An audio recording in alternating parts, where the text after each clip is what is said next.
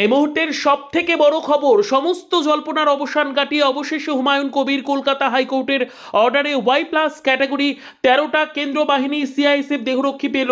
আজ সকালেই হুমায়ুন কবিরের 13 জন কেন্দ্রীয় বাহিনী সিআইএসএফ তার বাড়িতে এসে পৌঁছয়। রাজ্যের বিভিন্ন জেলায় হুমায়ুন কবিরের গাড়ি আটকে হেনস্থা ও প্রাণনাশের হুমকি। সেই কারণে হুমায়ুন কবিরের নিরাপত্তা নিশ্চিত করতে হুমায়ুন কবিরকে কলকাতার হাইকোর্টের বিচারপতি সরাসরি কেন্দ্রীয় স্বরাষ্ট্র মন্ত্রকের কাছে নিরাপত্তার জন্য আবেদন করার অনুমতি দিয়েছিলেন। হুমায়ুন কবিরের অভিযোগ মোতাবেক তৃণমূল কংগ্রেস থেকে বহিষ্কৃত হওয়ার পর তার প্রাণ সংশয় রয়েছে। নতুন দল জনতা উন্নয়ন প্রার্থী করা এবং বেলডাঙ্গায় বাবরি মসজিদের শিলান্যাস করার পর রাজনৈতিকভাবে বিভিন্ন রকমভাবে ফোনে প্রাণনাশের হুমকি পাচ্ছেন। তিনি রাজ্য পুলিশের নিরাপত্তার উপর ভরসা পাচ্ছেন না বলেই আদালতে জানিয়েছিলেন।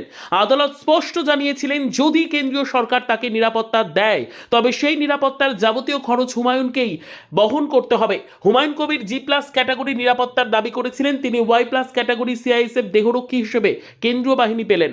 হাইকোর্টের কাছে যেহেতু বাবরি মসজিদ করার জন্য আমাকে উত্তরপ্রদেশ থেকে শুরু করে বোম্বাই থেকে শুরু করে বিভিন্ন জায়গায় এবং কি কলকাতারও বিজেপির কিছু নেতা জানেন যে ডাইরেক্ট হুমকি দিয়েছে যে আমাকে প্রাণে মেরে ফেলা হবে, আমার গর্দান কেটে দেওয়া হবে।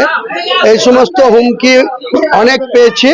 তাই আমি মহামান্য কলকাতা হাইকোর্টের কাছে আমার সিকিউরিটির জন্য আমি অ্যাপ্লিকেশন করি এবং সেখানে হাইকোর্টের justice doctor Subra Ghosh madam আমাকে সিকিউরিটি দেওয়ার জন্য হোম ডিপার্টমেন্টকে একটা অর্ডার করেছিলেন। আমি হোম ডিপার্টমেন্টের কাছে সেই অর্ডারের কপি দিয়ে 1 মাস আগে অ্যাপ্লিকেশন করেছিলাম হোম ডিপার্টমেন্টকে। হোম ডিপার্টমেন্ট আমাকে এখানে ওয়াই প্লাস সিকিউরিটি বরাদ্দ করেছে। সবসময় আমার সঙ্গে আমার বাড়িতে এবং আমার সঙ্গে যেখানে আমি মুভমেন্ট করব আমার সঙ্গে সিকিউরিটি থাকবে, কেন্দ্রীয় সিকিউরিটি।